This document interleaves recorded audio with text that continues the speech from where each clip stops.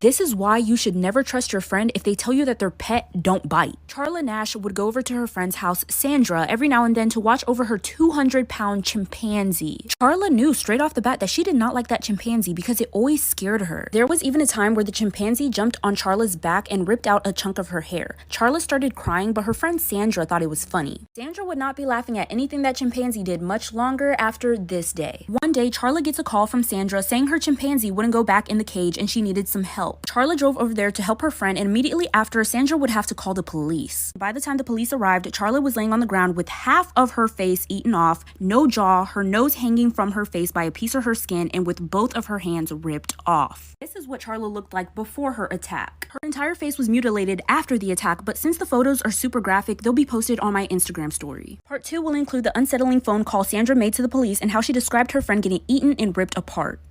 This is going to be part 2 of why you should never trust your friend if they tell you that their pet don't bite. Sandra never imagined that after she called her friend over to help her put her 200-pound chimpanzee back in his cage, since he wouldn't go in, she would have to make a phone call to the police and report how her chimpanzee ate her friend alive. This is the audio clip.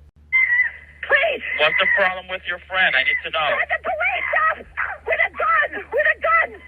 Hurry Who up! has a gun? Please, hurry up! He's killing my girlfriend! What is the problem? He's killing my friend! Who's killing your friend? My chimpanzee! Oh, your chimpanzee is killing your friend. He ripped her apart! Hurry up! And she's dead. She's dead. Why are you saying that she's dead? She's dead. He ripped her apart. Charla actually ended up surviving. She was rushed to the hospital where they said she looked like she had gone through a meat grinder. Charla is very lucky to still be with us today. The most recent update about Charla is in her interview with Oprah that I have linked in my Instagram story.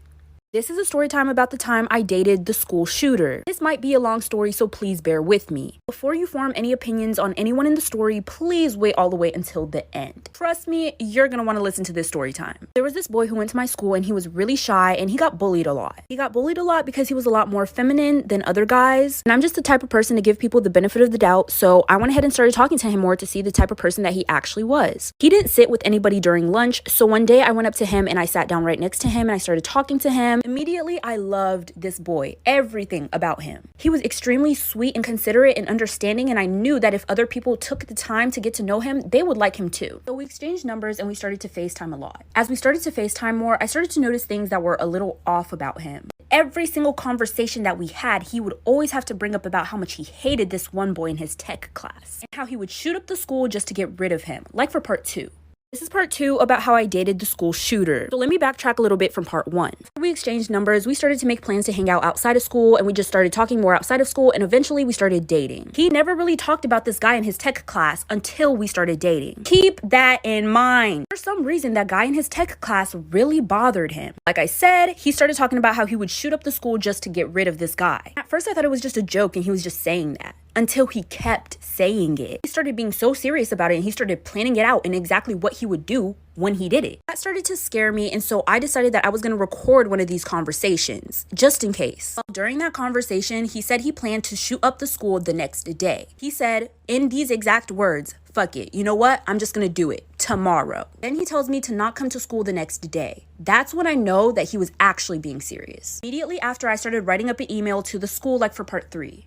This is going to be part 3 of the time I dated the school shooter. So his exact plan was to use this new gun that his dad had just recently bought. And his exact goal was to get rid of that guy in his tech class. And his tech class was in the beginning of the school day. So after I wrote that email to the school about his plan and inserted the recording that I secretly took of him admitting to it, I realized that I had sent that email at around 12:05 a.m. Most of the time, the teachers don't ever email you back unless the school day has already started. That morning, for some reason, everything in my gut was telling me I sent the email too late. They're not going to open it in time. They're not going to see it in time. My mom just thought that I was sick that day, so I told her that I was going to take a walk around the neighborhood. And I totally forgot to mention that he lived in my neighborhood. I told my mom I was going on a walk, but I was actually going to his house to tell his parents. By the time I got there, his mom told me that the dad is driving him to school. I told her his plan, let her listen to the recording. So she checked where the dad put the gun and it was not there. She called the dad to tell him to check his bag. The dad said he had already dropped him off at school and he was halfway home. His tech class was first period, like for part 4.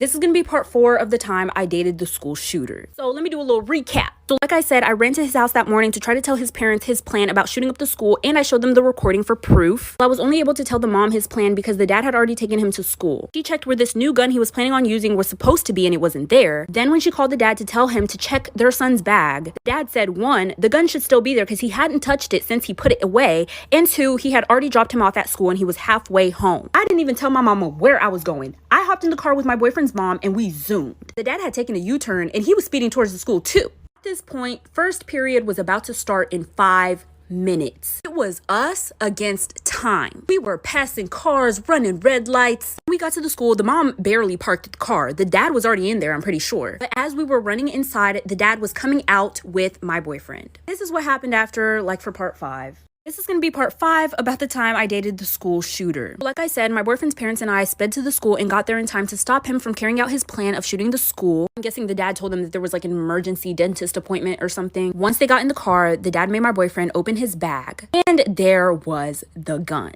Child, the way my heart... You hear that? That's how fast my heart was beating at the time. It was so hard to believe that he actually brought that gun to school, like he was actually going to carry out that plan. But from what I've seen, he was just so sweet and just does not seem like that type of guy at all. Mind you, his family was a very respected family in our neighborhood. They were super sweet, everybody loved them, they just knew that the son was antisocial. After all this happened, I did not tell anybody about this, like I'm a real bitch. I did not tell my best friends, I didn't tell my parents, I didn't tell nobody. Some time had passed and I hadn't talked to him, he wasn't coming to school, and I was actually blocked on all socials. Even his parents blocked me. Went to his house multiple times, knocked on the door, nobody answered. Eventually someone told me that they moved, but I still had some unfinished business, like for part 6. So this is gonna be me finishing the unfinished business. Like I said, him and his family moved. They didn't tell anybody anything. They just packed their stuff and they left. Everyone in the neighborhood was so confused. But I kept my mouth shut. Like I said, I'm a real bitch. I needed to find the answers as to why. Why did he want to get rid of that tech guy so bad? Well. So I went to tech first period just to see who was all in the classroom. I didn't actually go in the classroom, I was just standing outside the classroom. Based on where my ex was saying that he sat in the room, I figured out who the tech guy was. As soon as the bell rang for first period to be over, I ran to that tech class. I stopped that guy that my boyfriend was talking about. I told him everything. And that is when he admitted to me that one day, they were hanging out, mind you, this boy is a senior, my ex was a sophomore. They hooked up, but my ex was ashamed of what he did, so he threatened to say that he was taken advantage of. That boy said, well, I'm gonna tell people the truth then if you're gonna do that. So basically, my ex was embarrassed of his sexuality. Guessing after we started dating, he started to get super ashamed of what he did. And that's why he decided to shoot up the school. This is the time my mom faked her death so she didn't have to take care of me and my siblings. Yes, this girl really faked her death. So at the time, I was 5 and my little brother was 3. It started off with my mom saying that she didn't feel well and she couldn't pick me up from school, so the bus would have to take me home. Well, a few months after, she started getting picked up from our house by this black car. She said that car was picking her up because of her so-called doctor's appointments. And she wasn't able to drive herself because she was too sick. Well, one day, when this car came to pick her up, she never came home. Me and my little brother were sitting around for a couple days waiting for her to come home, but she never came home, and we were young, so we didn't do anything. Eventually, my aunt came over to our house and told my little brother and I that our mom had passed away and that she was cremated and they kept the ashes. So our aunt started taking care of us. Until one day I saw my aunt getting picked up by that same black car. That's when I started to get suspicious of everything and I decided to check these ashes. When I checked, it was flour. Like for part 2. This is part 2 of the time my mom faked her death so she didn't have to take care of me and my siblings. Like I said, my aunt told me that my mom had died and they cremated her and they let her keep the ashes and that she was going to start taking care of us. Me not knowing how long the cremating process actually took at the time since I was so young, I believed her. Until one day I saw my aunt getting picked up by the same black car that my mom used to get picked up by before she died. That's when I decided to check these supposed ashes and it was actually flour. So one day when my aunt got picked up by this black car, I decided to follow her. I didn't have a car, I was 5 years old, so I had to follow them by walking and hiding behind bushes. I was able to follow them up the street, and once they turned the corner, and there I saw my mom standing on the side of the street. That's when I see the car stop and I see my aunt get out and approach my mother. She tells my mom to give her money for covering for her and taking care of me and my little brother. Mom says she faked her death because my dad wasn't in our lives and she didn't want to take care of us anymore. I'm older now and I cut her off completely and I have full custody of my little brother. Story time about how my brother caught me hooking up with his girlfriend. My brother started dating this girl last year and they were hanging out every day. Also around that time last year, I started to figure out my sexuality. Well, since my brother and her would hang out every single day at my house, I would see her all the time. And I started to get little feelings. Something came over me, baby. I was like, God is a woman. I just kind of came to the conclusion that I liked girls. Since she was dating my brother and they were home all the time, me and her kind of started talking too. We exchanged Snapchats, you know, just a friendly exchange. Keep in mind that at the time she didn't know my sexuality. Nobody did. So that night, after we exchanged Snapchats, I was Snapchatting somebody else, and I was sending them some explicit pictures. Since I recently just added my brother's girlfriend on Snapchat, her name was at the top, so I accidentally clicked on her name and sent her the explicit picture. I didn't even realize that I did that until I received a snap from her out of nowhere, and she had sent an explicit picture back, like for part 2. This is part 2 of how my brother caught me hooking up with his girlfriend. So like I said, I accidentally sent my brother's girlfriend an explicit picture on Snapchat.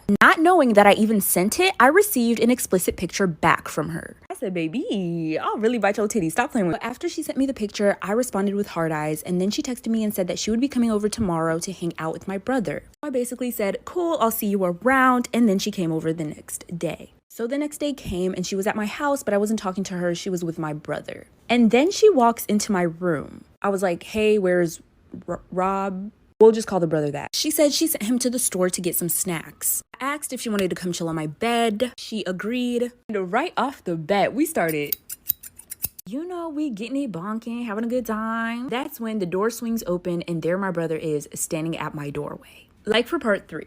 This is going to be part 3 of the time my brother caught me hooking up with his girlfriend. So my brother swung my door open and there he was standing at my door watching me and his girlfriend while we were...